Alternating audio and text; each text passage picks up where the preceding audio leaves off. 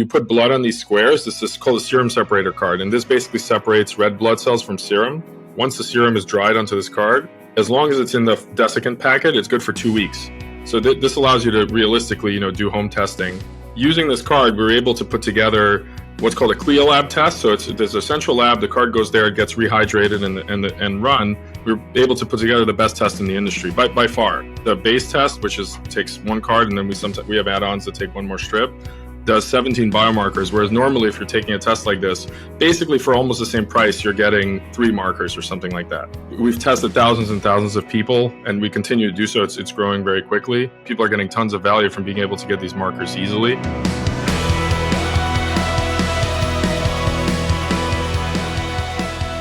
In a world of home blood testing, there's a lot of options out there. I mean, they're all over the place. All the podcasters talk about the different blood tests that we're doing. I talk about self-quantification all the time, and it kind of seems like it's a little bit of a dime a dozen scenario with all the different ways that you can test your blood at home. I have, of course, been trying all these different tests, as I'm prone to do. And one that has kind of caught my eye is called SiPhox, SiPhox. They're a Boston-based company run by today's podcast guest, who is a materials chemist and serial entrepreneur, Michael Dubrovsky. And I have actually been pretty impressed with the platform and the results and the ease of the testing, but more importantly, some of the stuff that they have on the horizon as far as some pretty technologically driven initiatives that should make home blood testing pretty crazy cool. So as you listen in, I will link to some videos. I'll link to some resources. I'll link to some of these tests that Michael and I talk about. If you go to bengreenfieldlife.com/SiPhox with an S, SiPhox, bengreenfieldlife.com/SiPhox podcast is where you can access the show notes. Michael, assuming you're done pricking your finger and testing your blood and whatever an engineer in charge of a blood testing company does in the morning, welcome to the show. Thank you, Ben. It's good to be here. Yeah, I actually am curious. How often do you test? And the reason I ask is like I did a podcast with a guy who was actually at an event with you and me, Michael, down in LA a few weeks ago, Dr. Matt Dawson, who's running True Age Diagnostics. And he said he's testing like once a week or something now, as far as this home True Age Diagnostics test goes. But I'm just curious how often you do it. So when we first launched our product, we had like an internal team of 30 people that tested every week for quite a while, maybe like 6 months. And we just wanted to see. There's not a lot of research on frequent testing because it's just been so expensive and difficult to do tests. So, the literature is not very good on like, okay, if you're actually testing every week, what are you going to see? So we wanted to kind of build some of that up ourselves. So I did weekly testing for about 6 months as part of that group. And now I'm down to probably every month. I think that's like the trade-off of like how much effort it is to do the test versus how quickly things change. Once a week is like if you're really making big changes, it's worth it to do it once a week. But I think once a month is where it starts. That's like where I found my balance since then over the last, let's say, a year and a half. But that's been very helpful, actually. Yeah, I don't know if it was you or somebody from your team who gave me these tips, but they were super helpful for my own blood spot test, because we can get into what the SiPhox test actually is, but part of it involves, pricking your finger and putting the little drop of blood on the card. And I don't know if it's a thickness of the skin in my fingers or maybe lack of blood flow. I don't know. But anyways, for the longest time, I had trouble with it. And then you guys taught me, I'm going to show people in the video, how to kind of like pull back the skin of your finger, put the lance on there, and then kind of milk the finger from the base of it to the tip. But what the game changer was making sure my finger was warm. So now on the day I'm going to do my blood test, I get up, I go down into the sauna, I flip the sauna on and leave it on for like 10 minutes so it's nice and warm. Then I go in there and put the card on the floor of the sauna and blood just gushes. I mean, I can fill up that card in like 60 seconds. Yeah, that's very funny.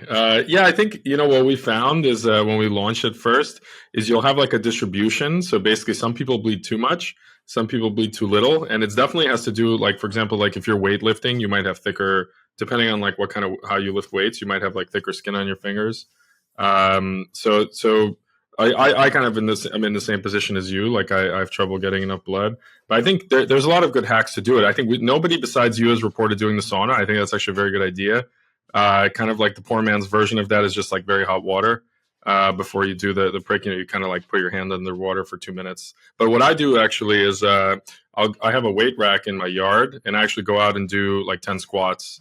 And basically after that, you get kind of the same effect. You just get warmed up and a lot more, but especially in the morning, like if you're sleepy, then it's, your hands might be cold and so on. But I think once people figure it out, like whatever works for them, it gets very easy. Like after I figured out, some hacks to do it, I've never really had an issue collecting the sample. I don't know. Doing those squats and stuff before your blood test might throw off your cortisol or your testosterone or your blood sugar or something like that. Yeah, that's true. There might, I mean, it's kind of like probably the simplest thing is like putting your hand under warm water, but it's more, I mean, the squats are more fun. Yeah. That's a good point. I mean, the response, right? Like your body, if you do it right away, I think by the time whatever response you have to the squats gets in your blood, I think is probably okay. You probably have like 10 minutes or 15 minutes before that has an effect. But a lot of the markers are they're relatively slow changing, like inflammation, some of the hormones, and also like insulin, stuff like that. That stuff is slow changing unless you're really, if you're fasted and everything, it should be fine. Right. It's not like if you, I don't know, do a few squats, it's going to jack up your testosterone within the 5 minutes it takes to do the test. Yeah, exactly. Anything like that. But we could probably talk for a full hour about how to get your fingers to bleed more and things to do before a test. But I want to get into SiPhox, man, because honestly, when I first got the kit, I kind of thought it was just going to be the same as all these other blood tests that inevitably get sent to me, being a podcaster and a guy who writes about a lot of self-quantification stuff. But you guys are doing some interesting things. And I mean, I actually would love to just jump into the deep end with this idea of the chips and the semiconductor technology. Mm-hmm. So I don't know if you have a perfect place or a story starting point for that, but fill me in on how you built this and what's unique about it. Yeah, sure. So originally we started out as a pure semiconductor company. So we weren't doing blood testing.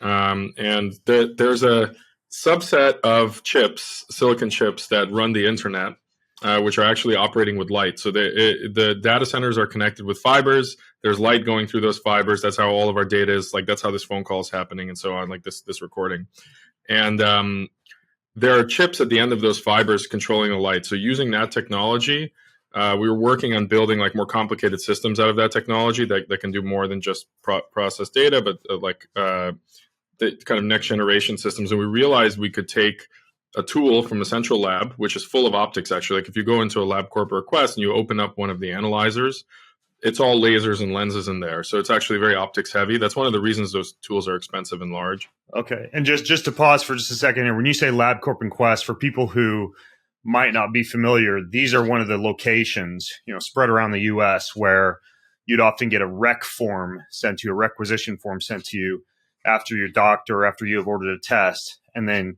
you get in your car, you drive to the lab, you wait for an ungodly amount of time, unless you have an appointment, and then you get your blood drawn and you leave. And that's what they're using in those labs, is this semiconductor technology? No, so actually in the labs, there's more like older school stuff going on. And that's why those tools, it's like a whole table, the tool that does the blood test normally. So we basically decided to take all the optics in those tools and get them onto several chips. So basically several silicon chips to make it very small, something that you can use in the home. And, people have talked about doing this for years, but one of the things that's happened is really this technology has matured that allows you to take a lot of optical components and put them onto a silicon chip. So over the last, 4 years, we've been developing a home device that we're eventually in the next year or two going to go through the FDA with to allow people to actually test at home. So this is an example of a cartridge where you have a small silicon chip right there. And that chip can do 15 different tests at once. So, and normally really like to do it, it's called an immunoassay. These are protein and hormone tests. So we don't do like blood counts, for example, but we're focused on proteins and hormones. And so that type of test, normally, really, the instrument is like a whole table. It would be like your whole desk. So we're leveraging some really powerful technology that's scaled the internet over the last 20 years. So it's not that we built this from scratch. We're really using this supply chain that already exists and applying it to blood testing. But it's definitely a long road to miniaturize a home device. Like, the nice thing about doing it at home is with this technology is it's also very low blood volume. So actually, what we sell now is like 10 times more blood than we plan to use in the fully at-home device. But we launched this intermediate solution because we realized that using actually pretty conventional technology and just our expertise, like we have a team of 15 PhDs at the company, it's about a 50-person company, but 15 or 20 people have PhDs. And so we figured out that we could launch this mail-in test that would be actually crush the market and have many more markers, many more useful markers per amount of blood and per dollar than everybody else. So kind of what you see on the market now, if you want to get a home blood test, is you have two choices. Either they'll send you to LabCorp Request. So, it's a website that looks like you're buying an at-home test, but really they're just going to send you to the standard, like 2 companies that do blood tests. And there you're going to get a venous draw. So it's going to be a phlebotomist. They're going to get your blood. The other option is to have the phlebotomist come to your house. And those are both very flexible. So you can get like 400, 500 markers, 20 tubes of blood drawn, whatever, right? But we were looking, okay, what can you do at home? And if you look at what you can do at home, you have companies like Let's Get Checked, Everlywell, and so on. There's a whole bunch of them that are selling kind of like 2-3 biomarker tests. So typically they'll sell like, okay, here are your lipids, But if you look at like, what do I have to do to get these lipid numbers? Okay, I have to order this box. It has to come to my house. I have to go through be fasted, prick my finger, do all of this stuff, mail it back, right? And then I just get 3 results. So we realized, okay, there's an opening here to just maximize how many markers you can get out of that one collection. And what we did is we used this technology has been around for about 5 years, so it's not ours, but we work with this company, is you put blood on these squares. This is called a serum separator card, and this basically separates red blood cells from serum. And the interesting thing here is that this allows us to, the blood is good for, once the serum is dried onto this card, as long as it's in the desiccant packet, it's good for 2 weeks. So there's not like this risk of, okay, I've collected my blood, I mailed it, but then they get stuck for a day and it's no good or whatever. So this allows you to realistically, do home testing. And the nice thing is that all the instruments typically work with serum. So you really want to get the blood cells out right away when the person collects the blood. Usually they use a centrifuge. They spin the blood very fast and the cells come out. But basically, using this card, we were able to put together what's called a CLIA lab test. So there's a central lab, the card goes there, it gets rehydrated and run. We're able to put together the best test in the industry by far. So it's 17, the base test, which takes 1 card, and then we have add-ons that take 1 more strip, does 17 biomarkers, whereas normally if you're taking a test like this, basically for almost the same price, you're getting 3 markers or something like that. So that's really, turned out to be really a breakthrough even before getting to the point of selling an at-home device, which is really what we're driving at with the company. And over the last year and a half, like we've tested thousands and thousands of people, and we continue to do so. It's growing very quickly.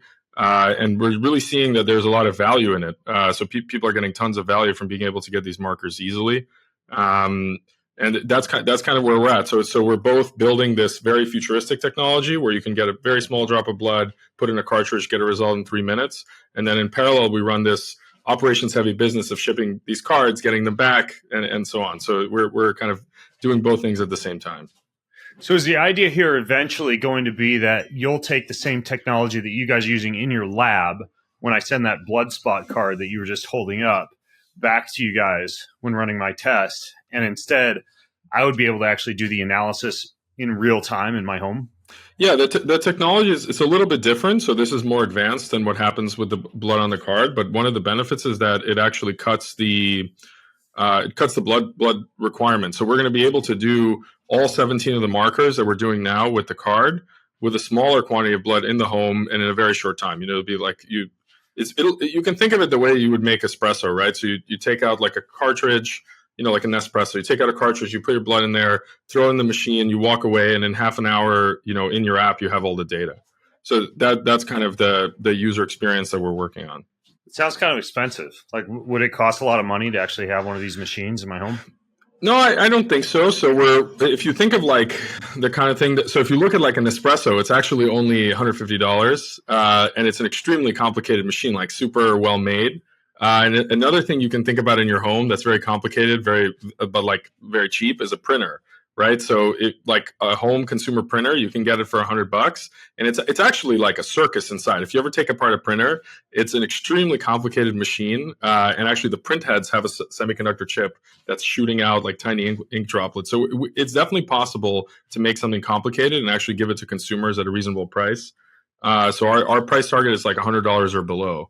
Oh, that's super affordable. And so if I do that and you have this printer-like device in your home using this chip technology, and I'm putting a little drop of blood in there, let's say I'm testing, I don't know, you could tell me how far out this is going to be before this is available, but I'm then able to right away look at my results or on a phone app or a computer software, see right away. Yeah, so we're just evolving the offering we have now is you put your blood on the card, put it in the mailer, put it on your mailbox, USPS picks it up, and in 3 to 5 days you get your results.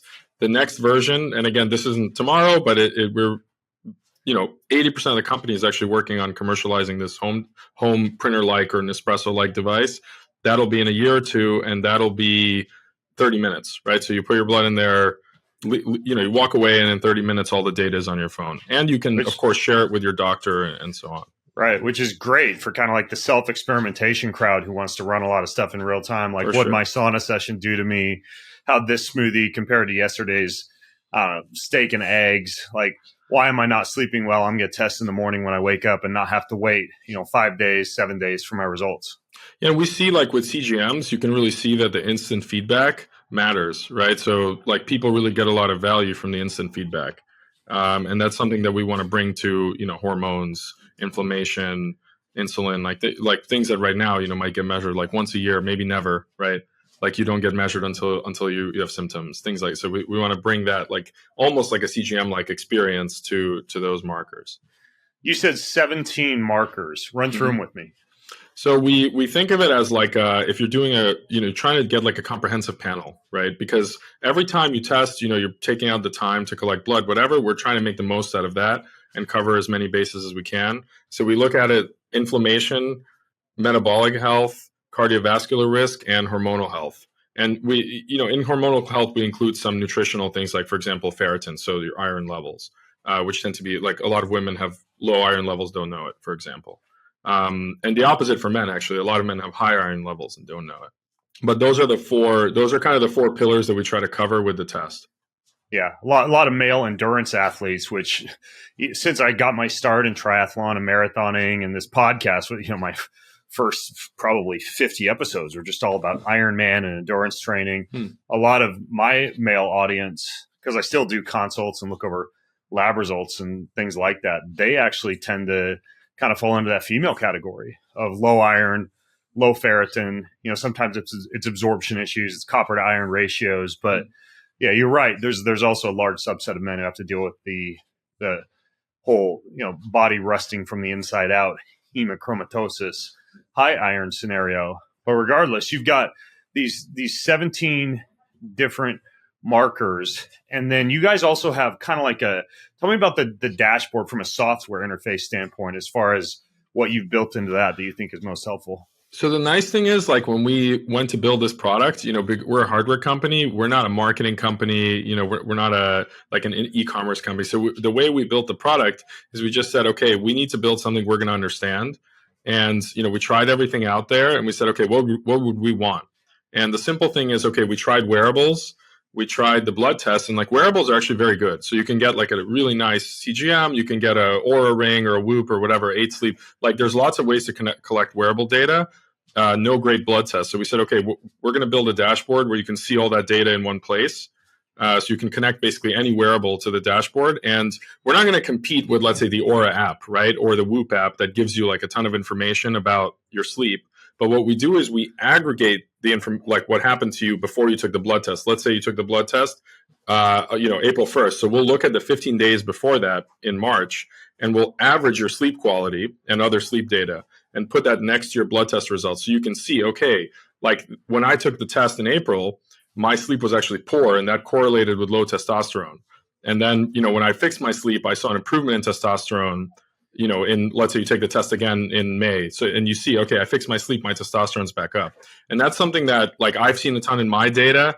And when we look at our aggregate customer data, so, we do these like meta studies, and you can really see, like, for, let's say, to take that example, like testosterone and sleep, for 50% of men, it's very correlated. So like the more sleep they get, the higher their testosterone. For 50% of men, it's uncorrelated. So basically whatever is causing their testosterone to fluctuate is just not sleep. And so I think seeing that on a personal level is really valuable. So just we allow you to connect basically any wearable you have. It's like 200 different wearables that we support, and we put all of them in the same place as your blood test data. The second thing that we do is we have a pretty big bank at this point, because we've done so many tests. We have a very big bank of insights that we've built up that are evidence-based. Again, the company is full of PhDs. We actually put a lot of effort into making sure that we give people good information. So you have a ton of evidence-based insights that are basically allow you to quickly, okay, I have this marker that's out of range. I don't know what it is. Okay, I can read up on this. I have a suggestion for at least a starting point where I can try to start optimizing this. So we try to give people the context around the markers, and we also combine them into scores. So like you'll get an inflammation score, hormonal balance score, cardiovascular risk score, metabolic score, and that allows you to just like have a snapshot of what's going on. Because once you have a large number of markers, it starts to take some effort to think about, okay, is this improving or not? So we give you a score that weights the markers based on real data, like on population level, how important are these? Have you ever thought about doing, from an integrated marketing standpoint, kind of a different option in which people who are already opening up, let's say, their Oura Ring data? I've been experimenting with a new one called Ultrahuman, which actually has a blood testing section in it. Your Whoop, your biosensor, whatever, and having an API in which your SiPhox results could appear in that platform. Like, have you thought about partnering up with these wearable companies, and instead of the API featuring your wearable data in the SiPhox section, kind of do the other thing as well? And when I check in on my Oura Ring data, let's say in the morning, my SiPhox blood testing results are on that same platform, just for the purposes of consolidation. Yeah, for sure. So there are also people kind of building these consolidation engines, and now they're adding AI to them to make them even more powerful.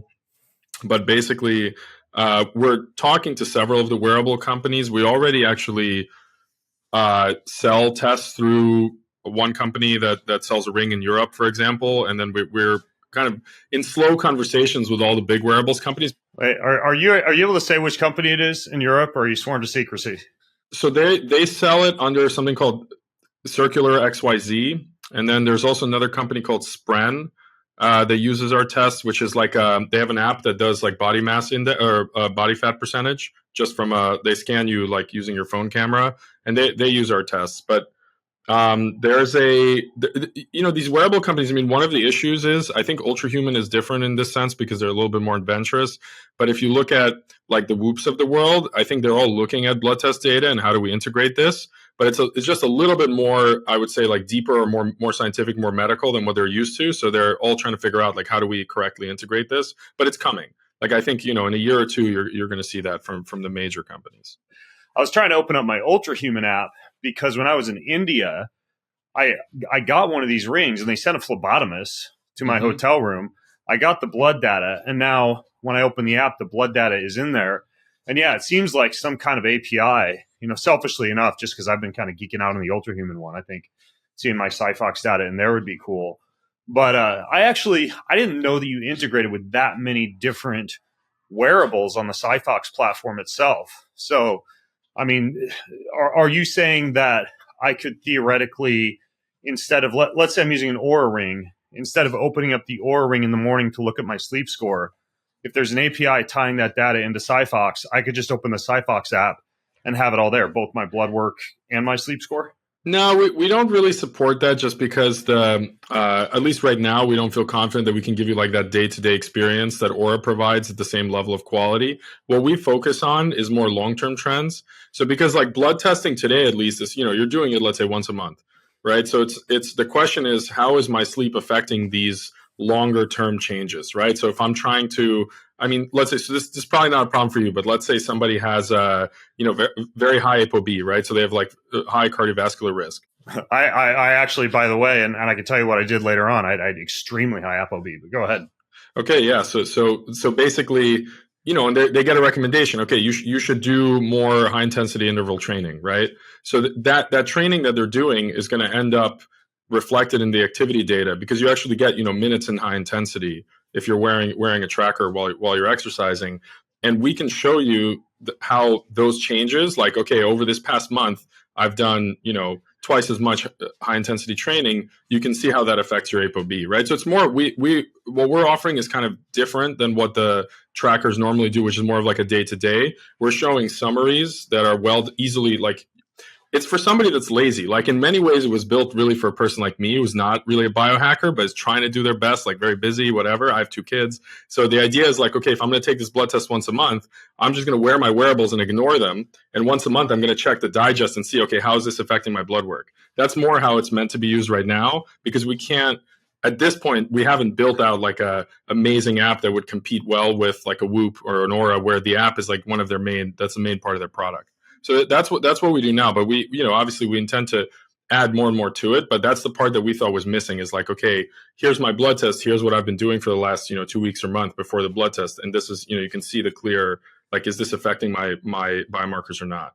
Yeah, and your trends are fantastic when I go through and look at my data from my SiPhox results, because I've been doing it now for, gosh, I can't believe we're just now doing the podcast, because I've been testing, I think, for almost a year now, maybe a little less with the SiPhox. But back to the ApoB thing, one of the main ways that I've been tracking my heart health during this heart health journey, I've been bringing a lot of my listeners on, initially influenced by my concerningly high levels of plaque that I discovered on a CT angiography, later verified with a carotid intima media thickness score.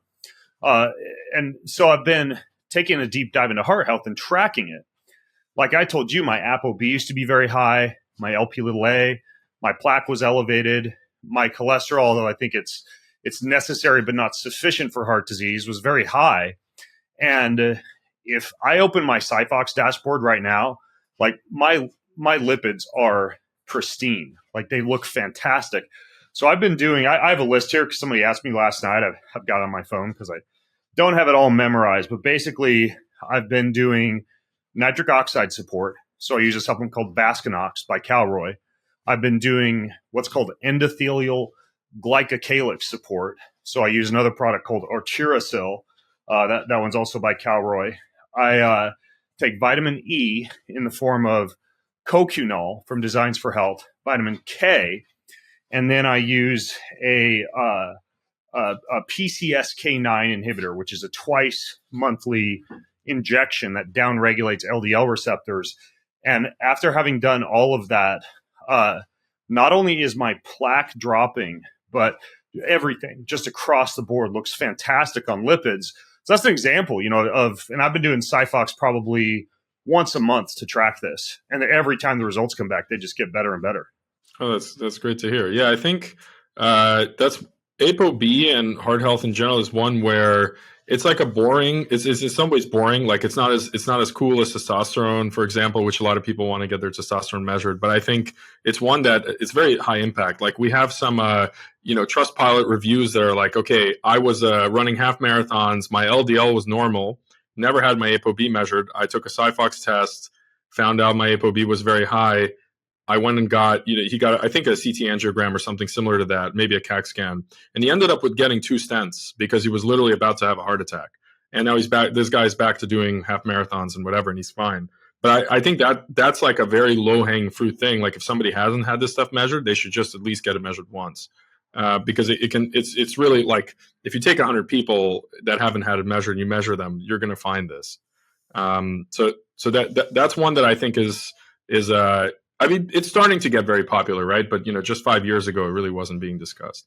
Yeah, I think Peter Attia did a podcast series with Thomas Dayspring, which was excellent. And that kind of catapulted a lot of my deeper knowledge of lipids than what I learned in college. So that was like a 5-part, 12-hour series that was really good on this whole ApoB, Lp(a), LDL, particle size type of discussion. I wish the guy had gotten the stents. Obviously, I'm not a doctor. I don't mean this to be misconstrued as medical advice, but there's a book called Prevention Myths. I just finished it.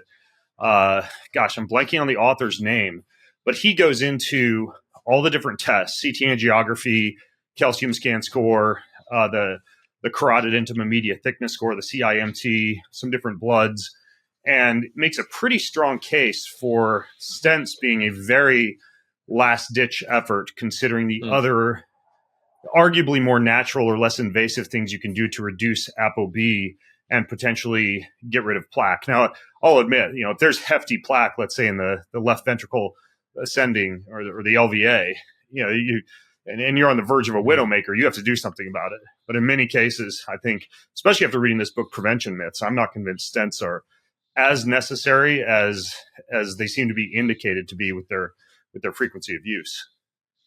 Yeah, I mean, it's, from our perspective, just catching these things early, right, before they get to the point where you're in a position where, your doctor's saying you have to get a stent, and then, you're thinking, okay, do I want this? Ideally, as many people as possible, you catch them before that, and they can just reverse it with lifestyle or, low dose, like low dose statin or something else, right? It kind of depends on them, but there's many ways to slow down or even potentially reverse these things. But I think, like, the way we view it is, it's our position just to get people the information. So this blueprint, I think this is interesting. Tell me about what you guys have for this SiPhox blueprints. So I think what we realized basically from doing thousands and thousands of tests over the last year and a half with our mail-in test kit is that in the end, the testing is very valuable, but once people discover they have an issue or whatever, there are, some of them can go off and solve it on their own, or they're going to find some way to deal with it or go to their doctor. But there's a good percentage of people that want a all-in solution. They just want a solution, right? So let's say, I think ApoB is a good example. You have high ApoB. What do I do now, right? And we basically saw an opportunity. It actually came along a little bit. We wanted to go in this direction, but we accelerated it because one of our users, one of our customers who was testing for about a year, approached us. So he's a MD PhD, also based here in Boston. And he had been working in clinical trials in pharma, drug development for his whole career, but he's himself a biohacker. So he's trying to live to 120, he's always, every biomarker is super optimized, whatever. He's tried every single thing out there. And he said, okay, SiPhox has the best product. And I want to work with you guys on, basically doing preventative medicine somehow, right? So we told him, okay, we've been thinking actually about doing programs based on specific, areas of health that are out of range. And we ended up launching this, what we call the Blueprint program, which is a combination of testing. So you get frequent testing, plus there's a coaching component and even prescriptions. So basically, not everybody wants a drug prescription, but basically having the whole toolkit, right? So we'll actually connect the person to an asynchronous telemedicine visit, and they can get their prescription as part of the whole thing. But the way we see it is actually, it's getting people on a prescription to get them off, right? So rather than saying, okay, you have to take this statin for the rest of your life, it's, all right, you have super high ApoB, let's get it down and then work together on, getting your lifestyle to the point and your diet to the point where you don't need this statin anymore. But even if somebody's going to be on a statin, for example, right now, the way it works, your doctor just gives you kind of the average dose, right? But our perspective is, okay, we're doing frequent testing, so we can actually give you a titrated dose. You start with the lowest, see how it affects you, see how it affects your liver markers also, are you getting side effects, all these things, rather than just, the way it's done now, it's just with a hammer, right? So you have, high LDL, they don't even care what's your metabolic state, whatever, just, get the statin. A lot of people say no, and that's kind of it. Right? Or if they say yes, they take it, the dose is too high, there are side effects. So kind of our view is, can we build a program that takes 80%? So if you go to concierge medicine, right, like Peter Tia, whoever, that's not scalable to the whole population, right? You can't have Peter Tia for every person, but maybe 50% of that, 80% of that can be turned into a program that's partially automated, still has that super high expertise team behind it that's designing it, but a lot of it is based on automation, based on software, based on blood biomarkers, rather than having it literally, you're paying for the best doctors to be spending 10 hours on you a month, because most people can't afford that. So we're kind of trying to find a way to build something that carries a lot of that value of concierge medicine, but that can be scaled to millions of people, because that's really our, we're a chip company. Like, we want to build things that, for semiconductors, 1 million is like the beginning of quantity. Like, if you like, think of like phones, right? They're made in the billions. So our thought is like, how do we scale up something to millions and millions, maybe, a billion people? It has to be mostly software and something like blood testing, other scans that are scalable. And that's what the Blueprints program is about. It seems like kind of the major sticking point in that funnel for concierge medicine, because if you look at an executive screening panel, you highlighted some of the issues there, right? Huge expense. The need, if you're going to deliver good care, for frequent testing and frequent adjustment of supplementation or pharmaceutical protocols based on that testing. But the one-on-one interaction, whether telemedicine or in an office with a physician, that's the most difficult part to scale. So I'm curious, for you guys, from an AI standpoint, would you be able to take a lot of these really good doctors, a lot of their advice, articles, books, et cetera, and create an AI engine that could provide pretty decent advice and analysis of this blood work? Yeah, so we do it in kind of two parts. So basically, on one side, we have our in-house team, including Phil, who's running this program as our head of clinical product, and then advisors. So we've managed to bring on, a couple of really good advisors for heart health, and then we're actually looking to the next program already. That way we can take, like, what is the world-class information? Somebody like Thomas Dayspring, right? Like, somebody who's really the expert in the field.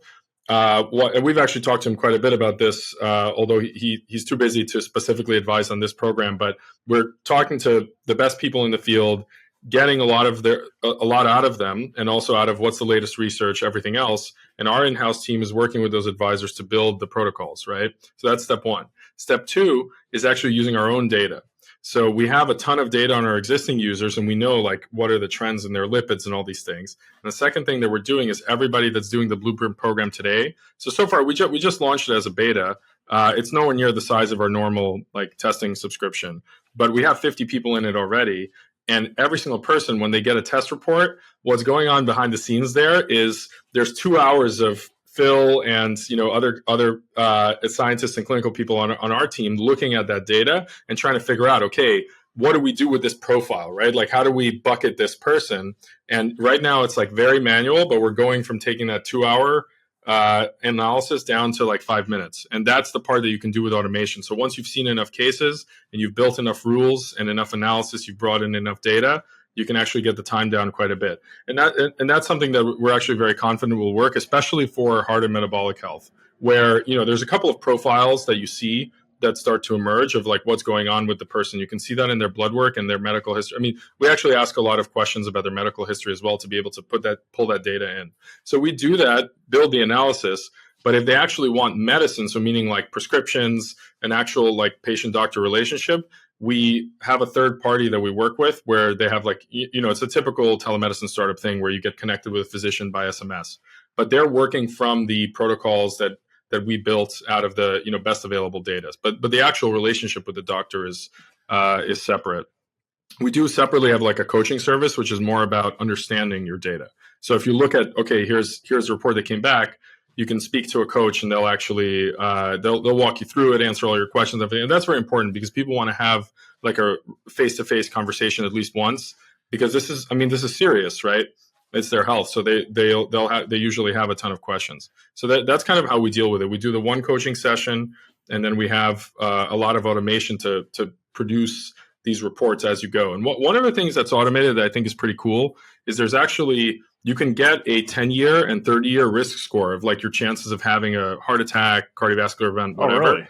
That's yeah. So we're able to actually deliver that score, and that's built by literally by the American Heart Association. They have a calculator that if you get enough data in there, it'll tell you, like, for an average person, across the population, you have a 3% chance of having a heart attack in 30 years or in 10 years or whatever it is, right? And then you have stratification of like what's a normal risk, what's a high risk, and so on. So we provide that based on the first assessment.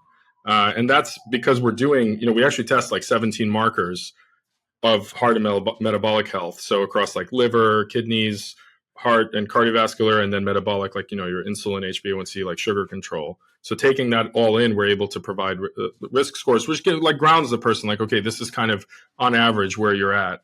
And then they can work on that. I didn't know about the risk scores. Are those only on the beta blueprint, or are those on the general app right now for anyone? No, that's just very specific to heart disease, and that's only in the blueprint today. Okay. But you guys do have these, I think I saw it on my app, like a biohackers report, or like kind of like a weird deeper dive. Is that correct? Yeah, so we have basically, when you look at your blood work in our app, what you can do is, what you're seeing is kind of like we try to show, like, what do we call, like, clinical ranges. So like these are reasonable ranges that, like, if you're in the green, you're doing better than most of the population. Right. Absence of disease ranges, right?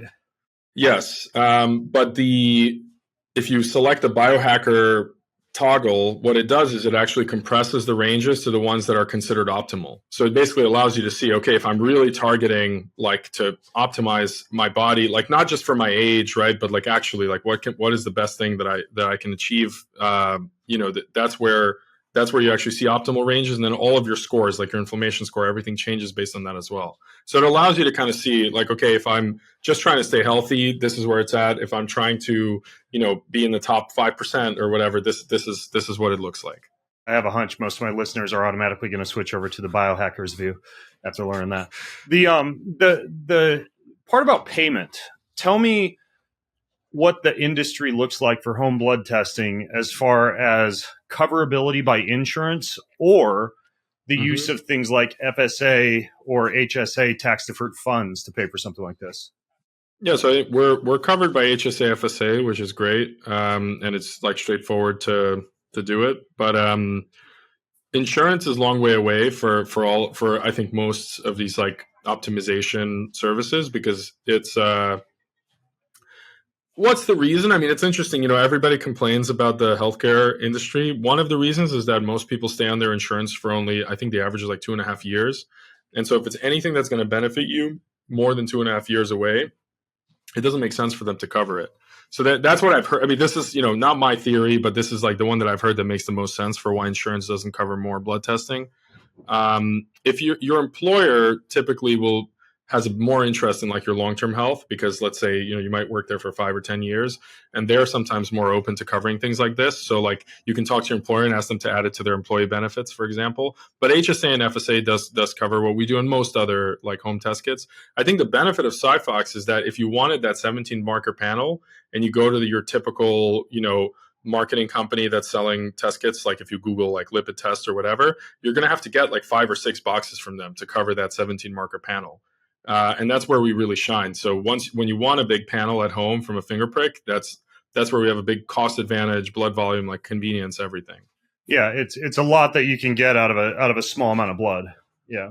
Yeah, exactly. So I'm sure some people are going to ask, but there are things you can't test on blood. Like, let's say parasites in a stool evaluation, or maybe a cortisol awakening response paired with how it might fluctuate throughout the day, unless you're going to do multiple blood measurements throughout the day. Some people will use saliva or urine for something like that. DNA would be another example. Do you guys ever want to roll out other fluids that can be tested, or other testing protocols for looking into some of these things that you might not get from these SiPhox tests? One of the things that we do is we're pretty conservative about the biomarkers. So we don't want to be like, we're more about the blood testing technology and access and cost.